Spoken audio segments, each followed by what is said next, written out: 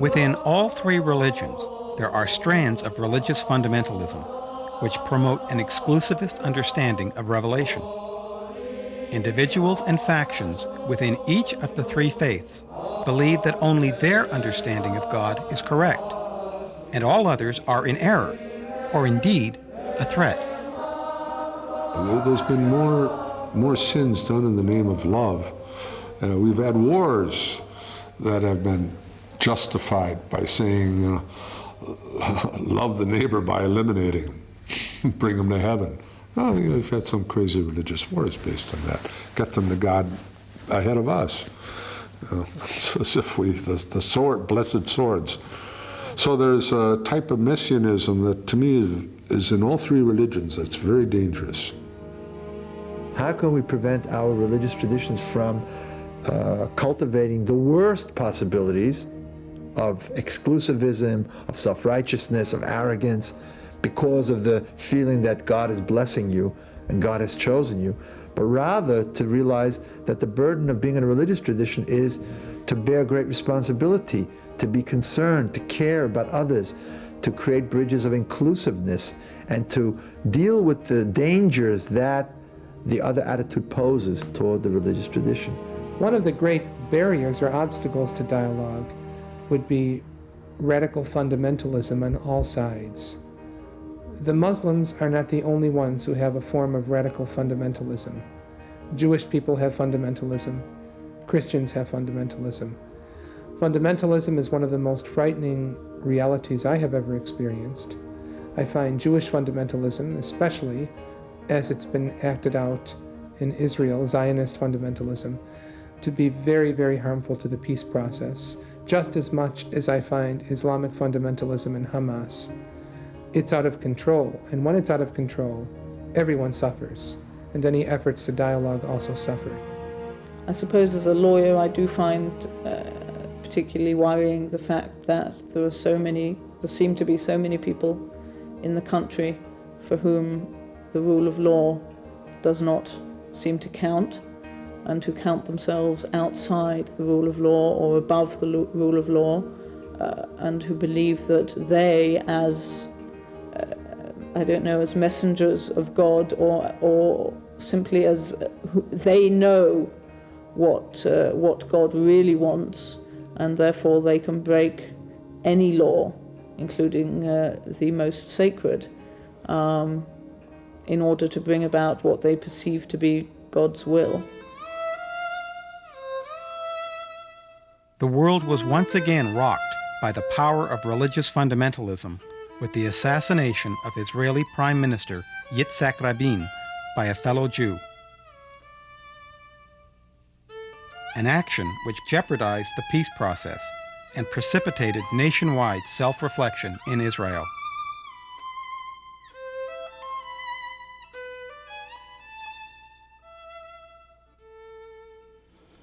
It's an awful thing.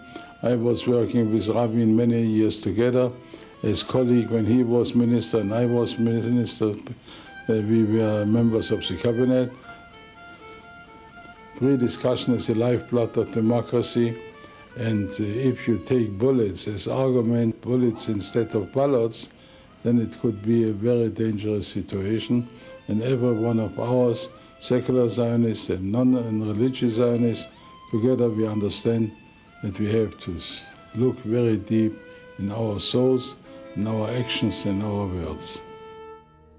The assassination of Rabin was based, the way it's being formulated, by those who understood Judaism a certain way, very single-mindedly, and they forced the attention of this tradition upon the consciousness of the country.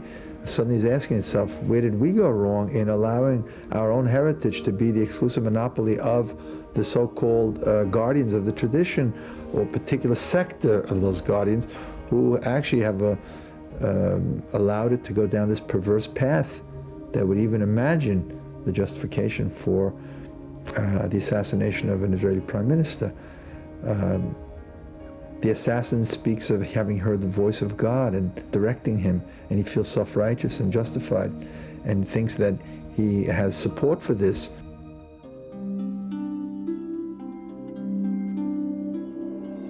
It would be unfair and inaccurate to suggest that any one of Judaism, Islam, or Christianity is dominated by exclusivism and fundamentalism. All three religions have adherents who are trying to promote mutual respect and dialogue. Given the history of intolerance and violence that has marred their interactions, this is a great act of faith, which, like all such acts, carries with it great risk. These people are hardly denying the past, they are simply refusing to allow the past to determine the future. Religious leaders could play a prophetic voice, and they can use verses or put verses into context for living together, for coexistence, for valuing human life, for respecting each other. And they have a difficult task nowadays. It is more than before, because a lot of damage has done. And as people who are living nowadays, we are inherited a devastated morality, if you like, on the level of Palestinian level, Israel level, on the Middle East, or on the world level. So it is time for the religious leaders to play a prophetic voice.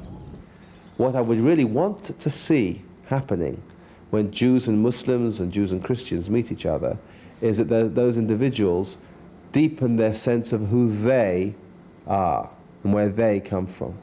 Most of the wonderful students who I have in this school know little and care less about their own being Jewish. By turning them towards the enormous challenges and the enormous wisdom of their own tradition, that can make dialogue possible. For people who come to this country, they will discover that they are in front of a very beautiful mosaic of the people of God.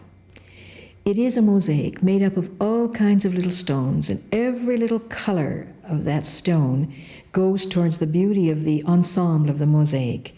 And some of those stones are different religious groups, they're different people, they're different colors of people, they're different languages, they're different sexes, they're beautiful children, and they're all part of the mosaic and the face of Jerusalem.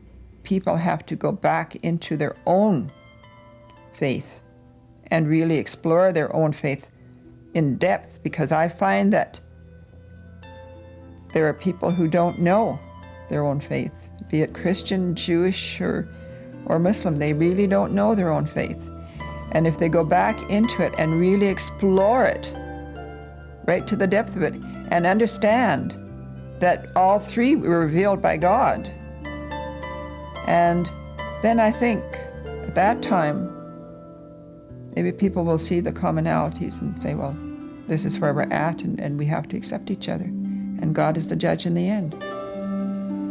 I think that the notion of being a child of Abraham is something real, something with meaning.